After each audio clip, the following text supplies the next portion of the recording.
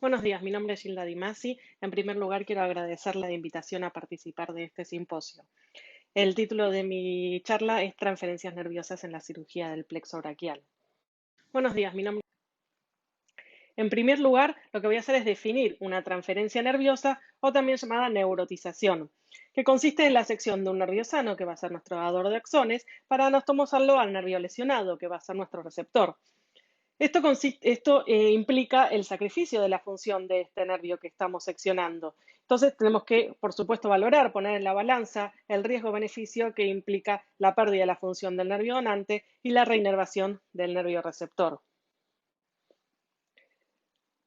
Ahora, ¿cuándo vamos a indicar una transferencia nerviosa? ¿Cuándo vamos a hacerla? No hay duda que en el caso de que existe una avulsión de una o varias raíces cervicales, no vamos a tener otra opción, ya que no tenemos la posibilidad de hacer una reconstrucción con injerto. Nuestra única alternativa va a ser la utilización de una transferencia nerviosa.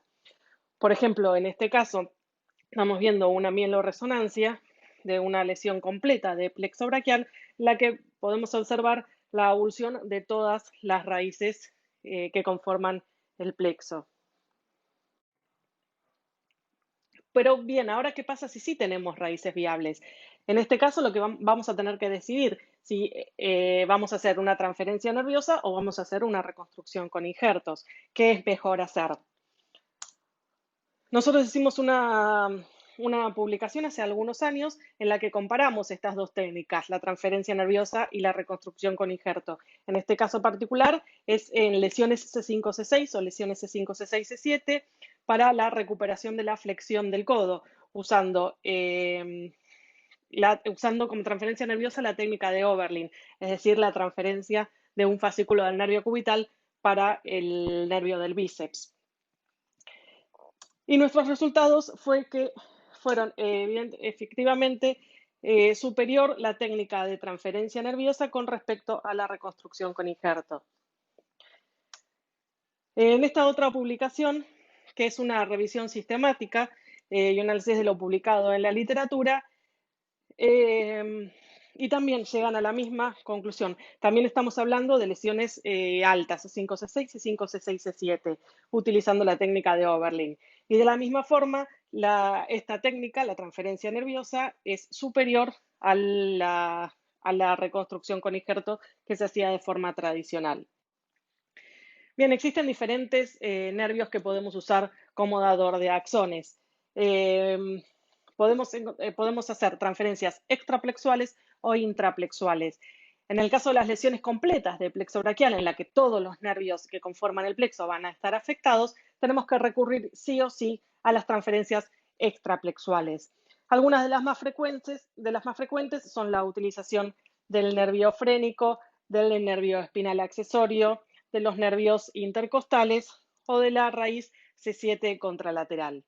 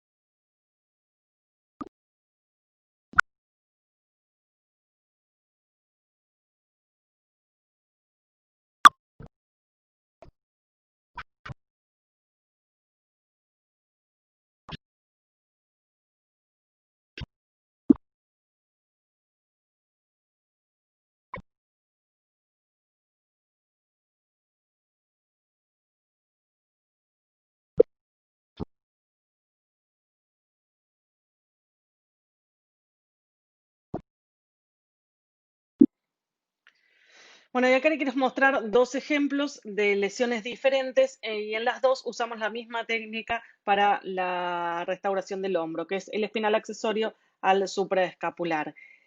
Este primer paciente es una lesión completa de plexo braquial con avulsión de raíces, por lo cual la única posibilidad que tenemos para hacer una reconstrucción del plexo braquial es utilizar las transferencias nerviosas. Entonces, para el hombro usamos esta transferencia, la del espinal accesorio con el supraescapular, vamos con una buena respuesta, con estabilidad del hombro y una abducción de aproximadamente unos 45 grados. Y para la flexión del codo utilizamos el frénico como dador de axones. En este segundo paciente es una lesión alta, C5, C6, del tronco primario superior. Y en este caso sí teníamos raíces viables. Entonces, lo que hicimos fue una combinación de transferencias nerviosas con reconstrucción con injerto. ¿Sí? Para el hombro, entonces usamos la misma transferencia, el espinal accesorio al supraescapular, pero además asociamos la reconstrucción de S5 con la división posterior del tronco primario superior. Entonces logramos una abducción mayor, ven que casi llega a los 90 grados. Y para la flexión del codo utilizamos la técnica de Oberlin, que ya la vamos a ver más adelante. Y en este caso es un ejemplo de un paciente también con una lesión completa de plexo braquial, con avulsión de raíces, de todas las raíces, sin función del nervio frénico, y teníamos disponibles para hacer la reconstrucción. En este caso elegimos la flexión del codo como objetivo, el espinal accesorio y los intercostales. Y en este caso elegimos utilizar el espinal accesorio con un injerto largo al ramo al bíceps del músculo cutáneo. Bueno, el nervio frénico es un nervio puramente motor que tiene aproximadamente unas 1000 fibras. También lo usamos para la restauración de la flexión del codo, ya sea usando como receptor la división anterior del tronco primario superior, el músculo cutáneo o el ramo al bíceps. También está descrita su utilización para el nervio radial o el axilar. Es conveniente, previo a su utilización, hacer una evaluación prequirúrgica de la función respiratoria y existen algunas contraindicaciones para la utilización de este nervio acomodador de axones, como ser la edad menor de 3 años. Tampoco es conveniente utilizarlo en pacientes con edad avanzada o con antecedentes del trauma torácico, morbilidad cardiorrespiratoria o con obesidad. Es un nervio que genera mucha controversia entre los cirujanos del plexo. En este trabajo publicado hace algunos años, analizamos nuestra casuística y lo publicado en la literatura con respecto a la efectividad y a la seguridad de la utilización del nervio frénico como dador de axones. En este cuadro vemos los trabajos que encontramos y analizamos y vemos con respecto a los resultados, todos tienen resultados M3 en aproximadamente un 70% o más del 70% de los casos. Y con respecto a las complicaciones respiratorias, todos reportan algún grado de alteración en los test respiratorios realizados, pero la mayoría de los pacientes fueron asintomáticos o presentaron en un porcentaje menor síntomas en general leves y con recuperación posterior. En nuestra casuística tenemos 51 casos hasta ese momento. También tuvimos buenos resultados con 83% de M3, y de esos un 60% son de M4. Y con respecto a las complicaciones respiratorias, también encontramos algunas alteraciones en los test respiratorios, pero que no generaron síntomas ni ninguna alteración en la vida diaria del paciente, excepto en 2 casos que presentaron síntomas menores y transitorios. En conclusión, podemos decir que el nervio frénico, que la transferencia del nervio frénico nos brinda resultados predecibles y buenos resultados.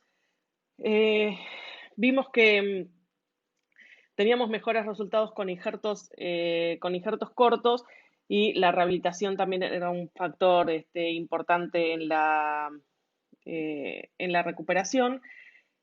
Y sí es importante tener en cuenta esas contraindicaciones que les decía antes, antes de usar el nervio frénico para evitar tener mayores complicaciones.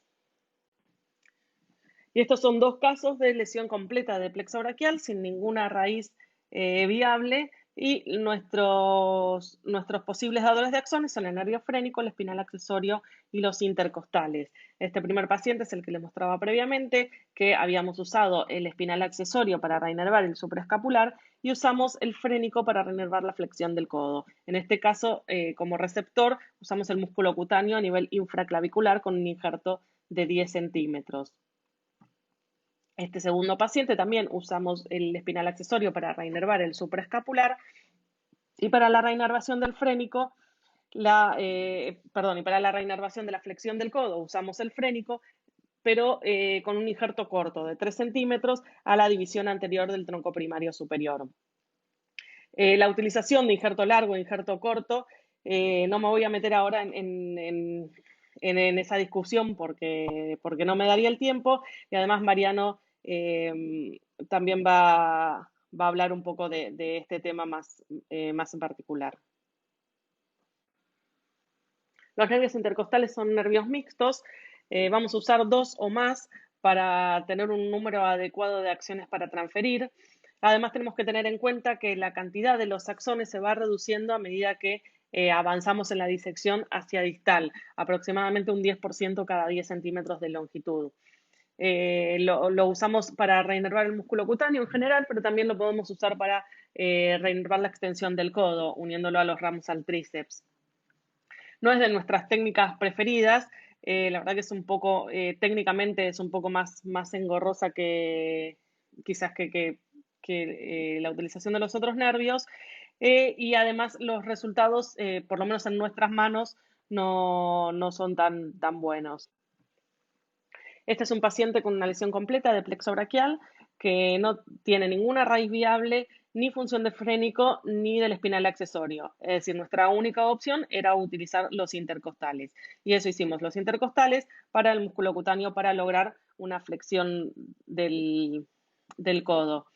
Y en este caso, en forma posterior, se realizaron procedimientos ortopédicos, la artrodesis de hombro y muñeca, para lograr una mejor funcionalidad del miembro superior. Buenos días, mi nombre es Gilda Di Masi. En primer lugar, quiero agradecer la invitación a participar. Las transferencias intraplexuales las vamos a usar en lesiones parciales del plexo braquial. Las más frecuentemente utilizadas son los fascículos del nervio cubital, los fascículos del nervio mediano, el ramo al tríceps del nervio radial y el pectoral medial. La transferencia de fascículos del nervio cubital para anastomosar al ramo al bíceps del músculo cutáneo para la reinervación de la flexión del codo fue descrita por Oberlin al principio de los 90. De hecho, la técnica lleva su nombre.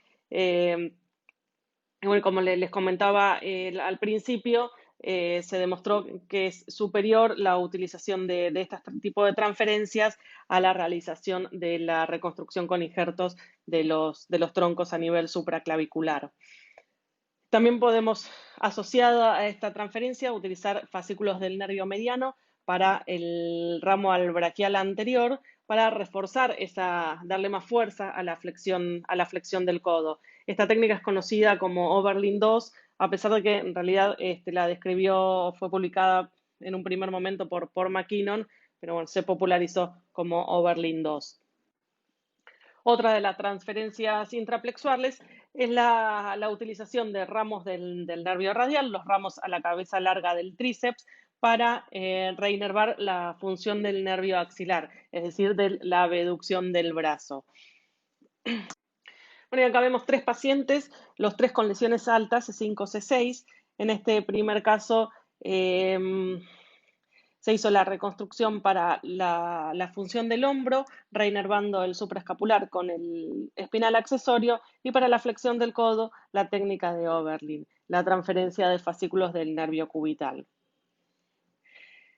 En este segundo caso también se usó el espinal accesorio para el supraescapular, pero además se usó las ramos al tríceps para el axilar, y la técnica de Oberlin de la misma forma para la flexión del codo. Vemos que incluso logramos algo de rotación externa, que suele ser la función más difícil de recuperar.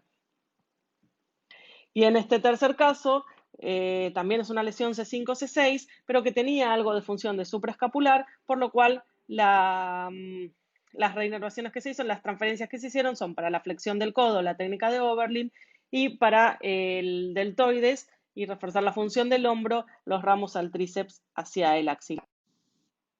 Bien, y para finalizar, quería recalcar el rol que cumplen las transferencias nerviosas en la cirugía de reconstrucción del plexo braquial, tanto en las lesiones completas, como vemos en los videos de arriba, en que le permiten al paciente recuperar un miembro útil e incluso realizar tareas bimanuales.